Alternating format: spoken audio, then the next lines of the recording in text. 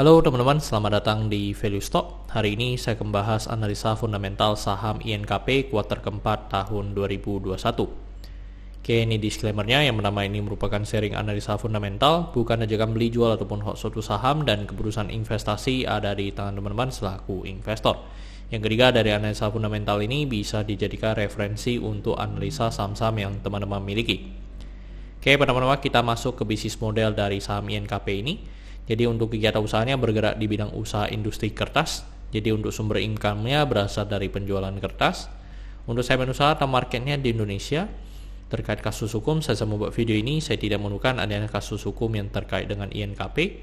Untuk kepemilikan saham dimiliki oleh Purinusa sebesar 53,25% dan masyarakat sebesar 46,75%. Dan kita lihat dari segi kinerjanya, untuk secara 2021 mengalami kenaikan sebesar 16,9% dibanding dengan tahun sebelumnya.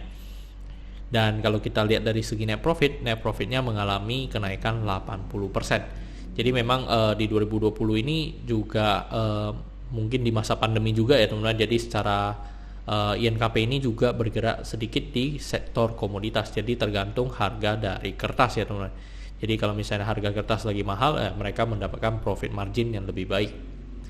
Terus untuk dari segi asetnya juga mengalami kenaikan dan kenaikannya sebesar 4,9%. Untuk dari segi utang mengalami penurunan dan penurunannya sebesar 1,4%. Dan dari segi modal mengalami kenaikan dan kenaikannya sebesar 11,2%. Dan ini merupakan summary laporan keuangannya dari 2014 sampai 2021. Di sini saya akan banyak membahas tentang rasio keuangannya. Yang pertama adalah NPM atau net profit margin. Untuk net profit marginnya di 14,99%, jadi mengalami kenaikan cukup lumayan ya dibanding dengan tahun sebelumnya. Dan kalau kita lihat secara rata-rata mungkin net profit marginnya di antara 8% sampai dengan 15% ya teman-teman. Terus untuk dari segi EPS-nya di 1,349 dan membuat pernya di 5,93 kali. Jadi untuk dari segi kalau kita lihat secara 5 tahun terakhir ini termasuk cukup murah ya untuk dari saham INKP.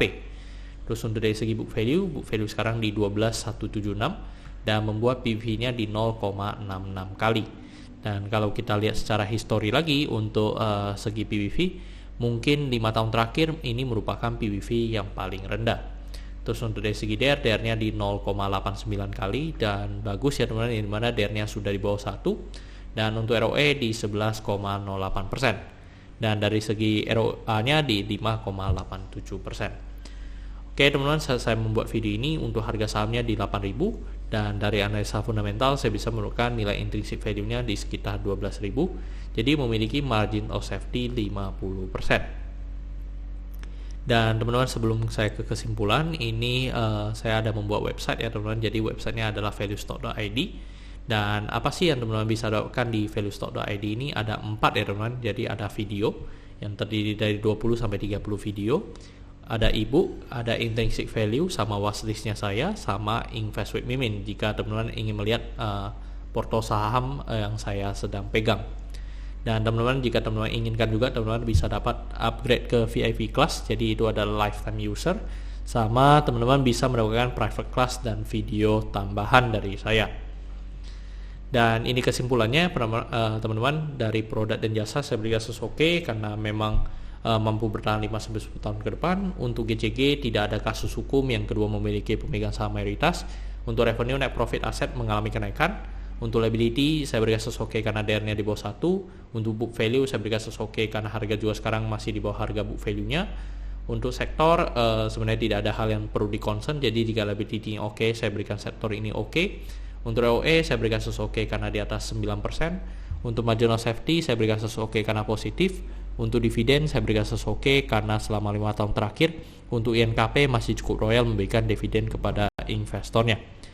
Jadi teman-teman, kesimpulannya adalah 11/11 dan pertanyaannya adalah apakah saya akan membeli saham INKP ini.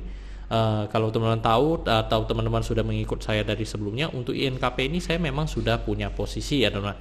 Dan memang saya cukup rutin masih menambah posisi di INKP ini. Apalagi ditambah dengan Q4-nya keluar, laporannya cukup bagus dan kenaikan dari labanya juga cukup besar. Itu yang membuat saya lebih percaya diri ya untuk memegang saham INKP.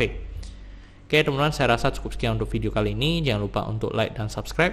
Jangan lupa juga untuk follow saya di Instagram saya di royken13. Dan teman-teman saya ada membuat grup Telegram, jadi teman-teman bisa join grup Telegram saya di Value Stock. Untuk linknya teman-teman bisa dapatkan di deskripsi di bawah. Dan teman-teman saya ada membuat website juga, jadi websitenya adalah valuestock.id. Untuk linknya teman-teman bisa dapatkan juga di deskripsi di bawah. Dan jika teman-teman ada kode saham yang ingin saya berikan analisa seperti ini, silahkan tinggalkan di kolom komentar untuk kode sahamnya. Oke teman-teman, see you in the next video.